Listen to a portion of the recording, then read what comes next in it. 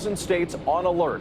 Snow and heavy rain from the Dakotas to Maine. Drivers facing blizzard conditions. Tens of thousands without power. The forecast for the final day of the year. Ginger Z timing it all out. Inside the 6 seconds of terror. The deadly church shooting in Texas. The hooded gunman identified. What his family is now saying. And for the first time, we're hearing from the hero who took him down.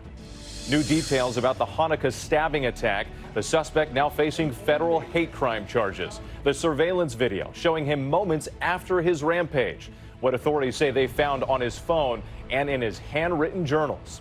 Overseas, images of deadly U.S. airstrikes targeting Iranian-backed militia groups in Iraq and Syria. The U.S. retaliating for a series of attacks and the killing of an American contractor. Iran's new warning tonight. Back here at home, news tonight about the deadly plane crash that killed 5 people, including a young sports reporter. Authorities going frame by frame over surveillance of the crash. Her heartbroken husband sharing her final text message. The outpouring of support for Congressman and civil rights icon John Lewis, the powerful lawmaker referred to as the conscience of Congress, revealing his fight against stage 4 pancreatic cancer. And mystery drone sightings raising concerns in 2 states. The drones flying in groups. Authorities want to know who is at the controls. This is ABC World News Tonight with David Muir. Good evening. Thanks for joining us on this Monday night. I'm Whit Johnson in for David. And we begin with that major winter storm stretching across more than a dozen states, shutting down highways, causing hundreds of accidents, taking at least 2 lives. The stunning images of blizzard conditions slamming the Dakotas, Fargo brought to its knees, drivers needing a tow in Humboldt, South Dakota. Black ice causing multiple spinouts on an overpass in western Iowa. Freezing rain and slick roadways from upstate New York to New England. Ice and wind bringing down trees and power lines, leaving tens of thousands in the dark. Tonight, winter weather alerts remain in effect as the countdown to New Year's Eve is set to begin. The forecast in a moment, but first, ABC's Eva Pilgrim leading us off in a cold and rainy New York City.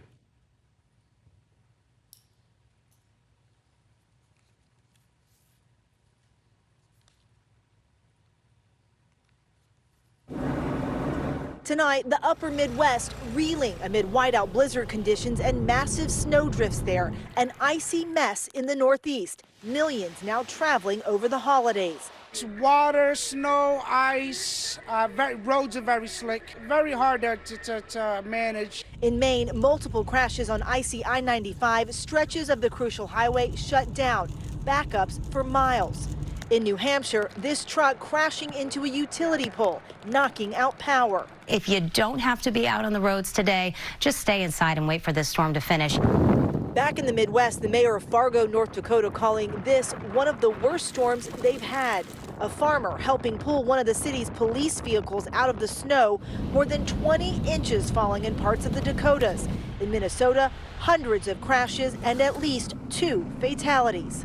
The state patrol showing how slippery conditions are on I-94. This school bus skidding outside Minneapolis, and in St. Paul, the city declaring a snow emergency. The same system bringing severe weather to parts of the South. Multiple reported tornadoes in Mississippi, buildings torn apart, this tractor trailer overturned. So let's get right to Eva Pilgrim live from the Bronx, where a wind turbine has crashed into a shopping center there. And Eva, it's a very busy travel week for drivers already. This is creating quite a mess. That's right, Whit. That wind turbine crashing here in the Bronx, completely unexpected. Take a look at this video. You'll see that newly installed wind turbine crashing to the ground, taking down a billboard. It also smashed into a parked car at this busy intersection. The whole area is shut down to traffic. Right now, it is a mess here. This turbine crash combined with this weather causing a real traffic nightmare for people on a very busy travel day, Whit. All right, Eva, our thanks to you tonight. Let's head over to ABC's chief meteorologist, Ginger Z, tracking it all for us. And Ginger, how will 2019 close out, and what's the forecast for New Year's Eve? Well, it's not going to be an easy end, 2019, Whit, that is for sure. It is wet, windy, and cold here around New York City, but I want to take you to that radar because you're seeing the snow blowing in parts of Minnesota, Wisconsin, still very dangerous on roads there up through the UP of Michigan. But on the roads in Massachusetts, say I-90 or right through Connecticut, where that up to ½ inch of ice has formed thanks to the freezing rain, that's a big concern tonight if you have travel plans in New England. So keep an eye on all those ice storm warnings, especially going into tonight and early tomorrow. It's really tomorrow where this starts to break apart, and that's great news for the roads. There will be some snow showers blowing through, especially western New York and Pennsylvania. By the time they get to the coast, they should dry out for the most part, but it will be blustery, and look at that. Everywhere except the Pacific Northwest looking okay to ring in the new year. Whit. All right, Ginger, thank you. We move on now to new details from that deadly shooting inside a Texas church. The service was being live streamed when a man there at the top opens fire, killing 2 people before he was shot by a member of that church. Jack Wilson is that hero congregant. Tonight, he is speaking out about what he had to do. And we are learning more about the gunman who did not survive the attack. ABC's Marcus Moore is on the scene. Tonight, 6 seconds of terror, capturing the moments lives were shattered and dozens more saved. Jack Wilson seen here firing a single shot, killing the gunman before he could harm anyone else. I don't feel like I'm a hero. I was doing what I needed to do to protect the people of the congregation. And in the same scenario, I would do it again.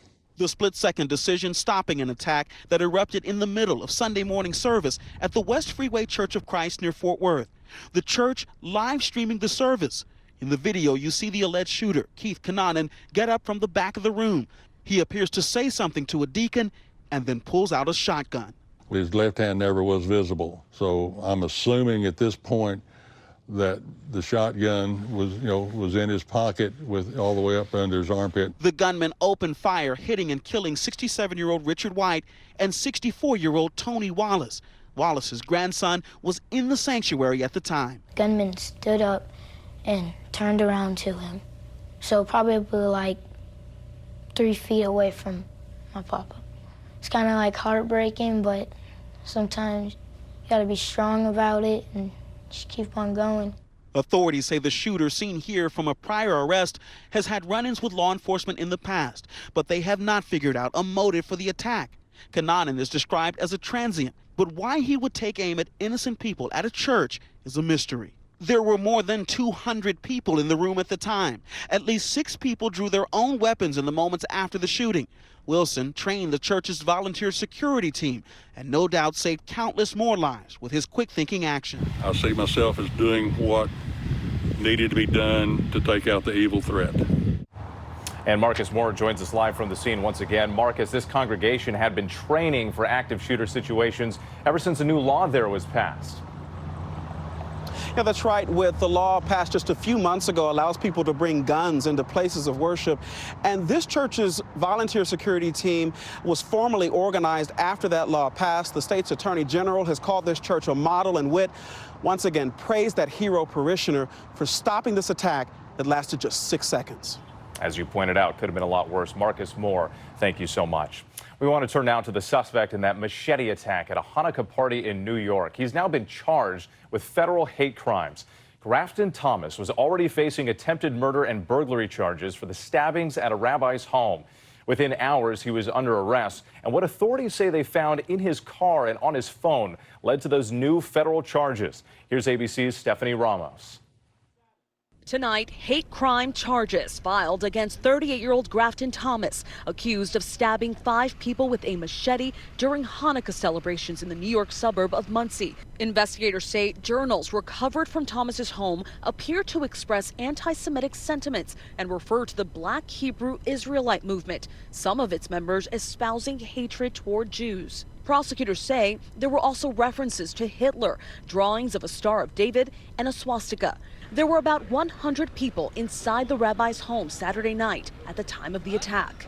He took out his knife sword from a holder and started hitting people back and forth. 5 people were seriously hurt, including one man who is in critical condition with a skull fracture and another who suffered a severed finger. Surveillance video allegedly capturing Thomas's car as he left the scene.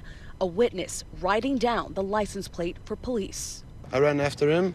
I took the plate number and I came back up and gave it to the police. Thomas later seen in this surveillance footage as police arrest him in Harlem. Thomas's family and his attorney say he has a long history of mental illness and needs a psychological evaluation. My impression from what I have read in my conversation with him is there are severe psychiatric issues. It comes just weeks after 3 people were killed at this kosher grocery store in Jersey City. One of the suspects posting anti-Semitic comments online and expressing interest in the Black Hebrew Israelite movement.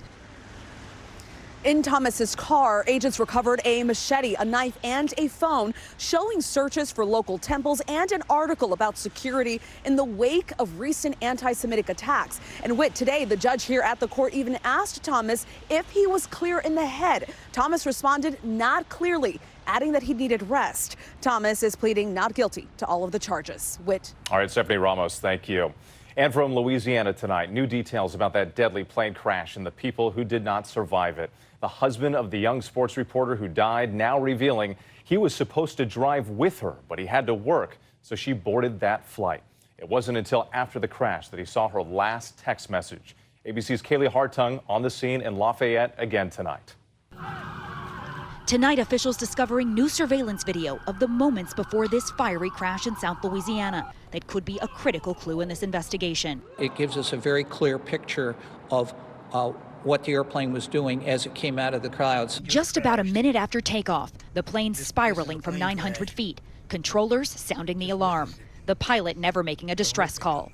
The twin-engine aircraft barely missing an apartment complex, striking power lines, slamming right into the ground, erupting into flames. The wreckage scattering 700 feet. So it did not come apart in midair. This control panel, one of the only pieces left of the entire cockpit. Just before this fatal flight departed Lafayette Regional Airport with 6 LSU fans on board for the Peach Bowl, Carly McCord sent one last text. It simply said, "I love you," but her husband didn't see it until it was too late.